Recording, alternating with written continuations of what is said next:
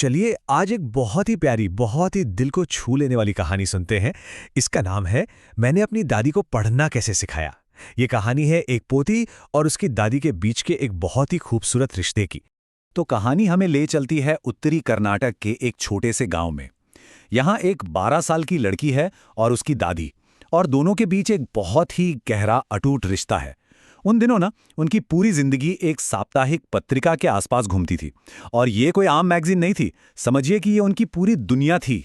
हर हफ्ते एक पत्रिका आती थी जिसका नाम था कर्मवीर। और पता है, उस पत्रिका के साथ सिर्फ पन्ने नहीं आते थे, बल्कि एक नई उम्मीद, एक नई एक्साइटमेंट आती थी, खासतौर पर दादी के लिए, क्योंकि वो उसमें छपने वाले एक सीरियल नॉवेल की दीवानी थी। इस नॉवेल का नाम था काशी यात्रा। कहानी एक बूढ़ी औरत की थी जिसका सपना था काशी जाने का, लेकिन आखिर में वो अपनी सारी बचत, सारी जमा पूंजी एक अनाथ लड़की की शादी में लगा देती है।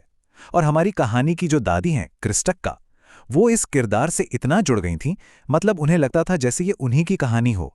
तो दोनों का ना एक नियम बन गया था, एक बहुत प्यारी सी रस्म। हर बुधवार को पोती कहानी का अगला हिस्सा पढ़कर सुनाती, और दादी तो बस अपनी सारी दुनिया भुलाकर पूरी एकाग्रता के साथ उसे सुनती थी। और बात सिर्फ सुनने पर खत्म नहीं होती थी। दादी कहानी को अपने अंदर ऐसा उतार लेती थी कि उससे बाद में शब्द दर शब्द दोहरा सकती थी।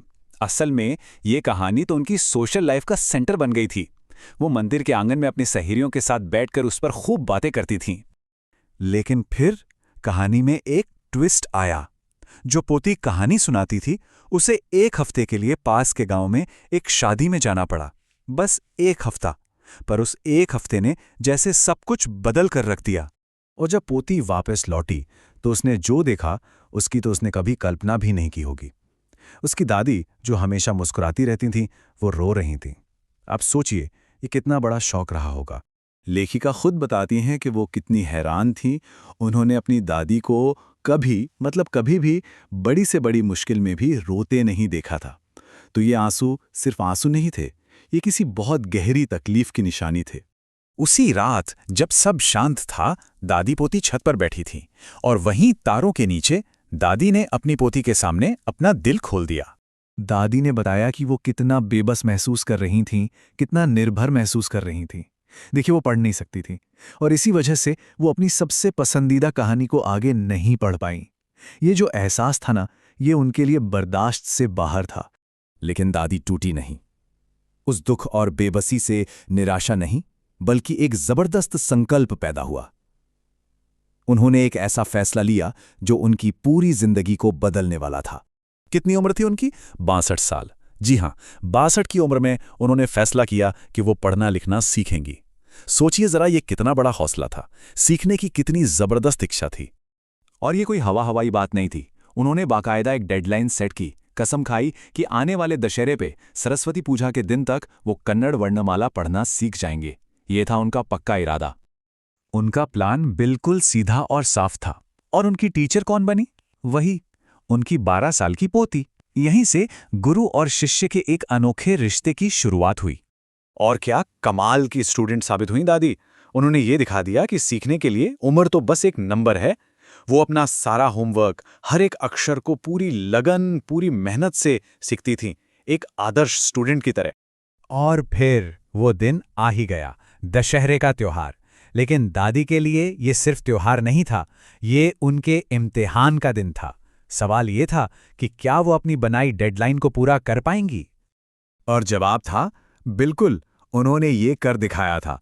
उनकी सारी मेहनत रंग लाई। उस दिन वो इतने आत्मविश्वास से भरी थी कि कोई भी किताब, कोई भी नॉवेल उठाकर पढ़ सकती थीं।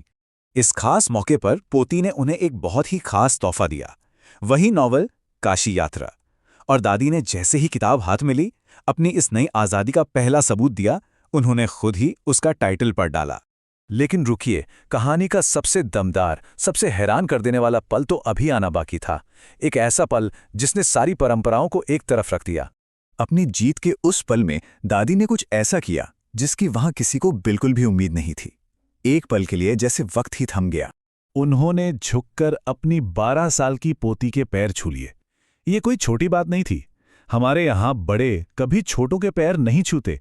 ये सम्मान तो बस भगवान, बड़ों या फिर गुरुओं को दिया जाता है। तब दादी ने वो बात कही जो इस पूरी कहानी की जान है। उन्होंने कहा, मैं अपनी पोती के पैर नहीं छू रही, मैं अपनी टीचर के पैर छू रही हूं।